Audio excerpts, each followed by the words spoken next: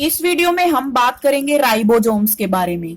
तो राइबोसोम्स के बारे में डिस्कस करने से पहले मैं यहाँ पे आपको एक चीज बता देती हूँ कि आपने डिफरेंट टाइप की सेल ऑर्गेनल्स के बारे में पढ़ा है कि हमारी सेल के साइटोप्लाज्म के अंदर डिफरेंट टाइप की सेल ऑर्गेनल्स होती हैं।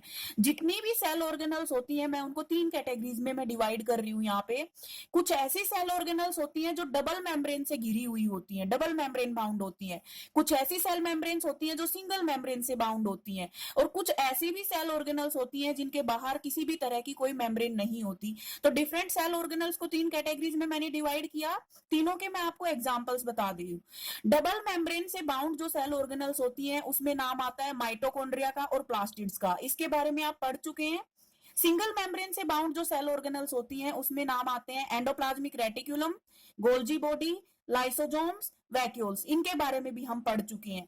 अब दो ऐसी ऑर्गेनल्स होती हैं जिनके बाहर किसी भी तरह की कोई मेम्ब्रेन नहीं होती, यानी विदाउट एनी मेम्ब्रेन ये सेल ऑर्गेनल्स होती हैं। ये सेल ऑर्गेनल्स हैं राइबोसोम्स एंड सेंट्रियोल्स। तो यहाँ इस वीडियो में हम राइबोसोम्स के बारे में ही बात करेंगे। तो देखिए राइबोसोम्स क्या होते हैं। सबसे पहली चीज तो यही कि राइबोसोम्स जो होते हैं वो बिना किसी मेम्ब्रेन के बाउंड होते हैं। इनके बाहर किसी तरह की कोई मेम्ब्रेन नहीं होती है। राइबोसोम्स का दूसरा नाम होता है प्रोटीन फैक्ट्रीज। राइबोसोम्स का नाम प्रोटीन फैक्ट्रीज इसलिए है क्योंकि राइबोसोम्स का जो फंक्शन होता है वो होता है प्रोटीन्स को सिंथेसाइज करना। तो प्रोटीन्स को सिंथेसाइज करते हैं इसलिए राइबोसोम्स को हम प्रोटीन फैक्ट्रीज कह के बुलाते हैं। अब राइबोसोम्स की लोकेशन क्या होती है सेल के अंदर। तो राइबोसोम्स सेल के साइटोप्लाज्म में फ्रीली भी प्रेजेंट होते हैं। राइबोसोम्स रफ एंडोप्लाज्मिक रेटिकुलम के ऊपर अटैच्ड भी होते हैं।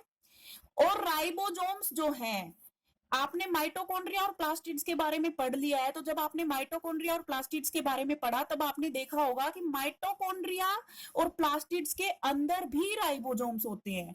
तो तीन जगह पे राइबोसोम्स पाए जाते हैं। सेल के साइटोप्लाज्म में फ्रीली भी प्रेजेंट होते हैं।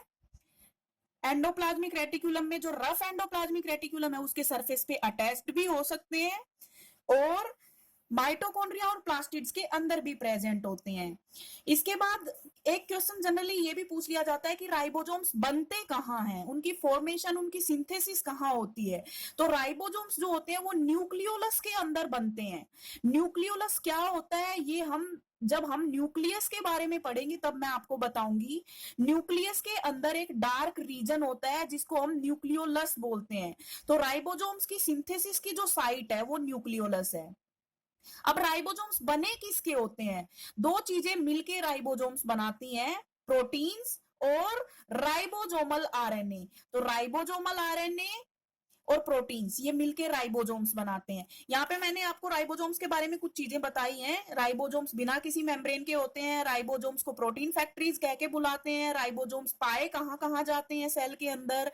राइबोसोम्स की फॉर्मेशन या सिंथेसिस कहाँ होती है और उसके बाद राइबोसोम्स किस चीज से मिलके बने होते हैं।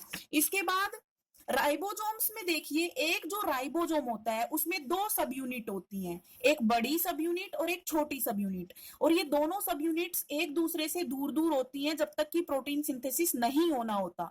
जब सेल के अंदर प्रोटीन सिंथेसिस होना होता है तब ये दोनों सब यूनिट्स आके एक दूसरे से मिल जाती हैं। उसके बाद नेक्स्ट है राइबोसोम्स के टाइप्स। राइबोसोम्स दो तरह के होते हैं, 80S टाइप के राइबोसोम्स और 70S टाइप के राइबोसोम्स।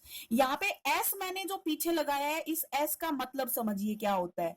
जैसे हम बोलते हैं कि 1 किलो चीनी 1 kg, तो यहाँ पे वेट है, चीनी का वेट है और उस वेट के लिए हमने जो यूनिट यूज की है पीछे वो केजी यूज की है। तो जैसे वेट की यूनिट केजी होती है, या मैं बोलूं कि 1 मीटर की डिस्टेंस, तो डिस्टेंस के लिए जो यूनिट यूज की है वो मीटर है।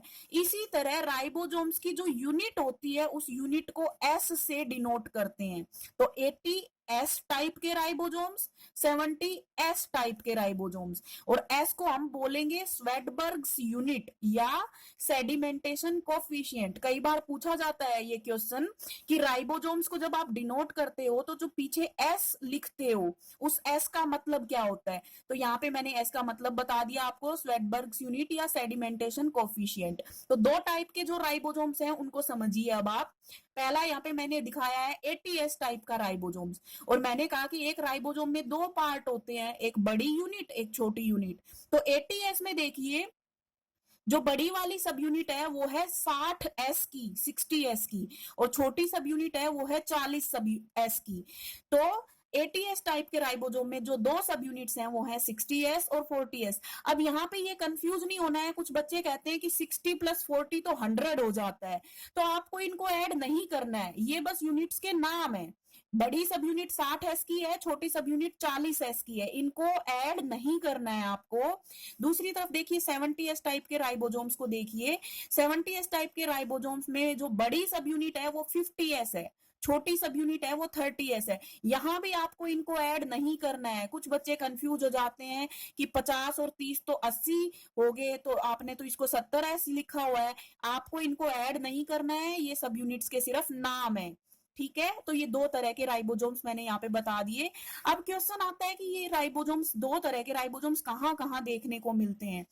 80s टाइप के राइबोसोम्स यूकैरियोटिक सेल में पाए जाते हैं, और 70s टाइप के राइबोसोम्स प्रोकैरियोटिक सेल में पाए जाते हैं। अब ये यूकैरियोटिक और प्रोकैरियोटिक सेल क्या होते हैं, ये मैं अपने एक दो नेक्स्ट टॉपिक्स में मैं आपको बताऊंगी। हम डिफरेंस पढ़ेंगे, हम समझेंगे कि प्रोकैरियोटिक और यूकैरियोटिक सेल्स क्या होती हैं। अभी के लिए आपको याद रखना होगा 80s टाइप के राइबोसोम्स यूकैरियोटिक सेल में पाए जाते हैं, 70s टाइप के राइबोसोम्स प्रोकैरियोटिक सेल्स के अंदर पाए जाते हैं। दूसरी एक चीज और, हमने बताया कि माइटोकॉन्ड्रिया और प्लास्टिड्स के अंदर भी राइबोसोम्स पाए जाते हैं। तो माइटोकॉन्ड्रिया और प्लास्टिड्स के अंदर जो राइबोसोम्स पाए जाते हैं वो भी 70s टाइप के राइबोसोम्स होते हैं। तो 80s टाइप के राइबोसोम्स यूकैरियोटिक सेल्स में पाए जाते हैं, 70s टाइप के राइबोसोम्स प्रोकैरियोटिक सेल्स में, माइटोकॉन्ड्रिया में और प्लास्टिड्स के अंदर पाए जाते हैं। तो it was all about ribosomes.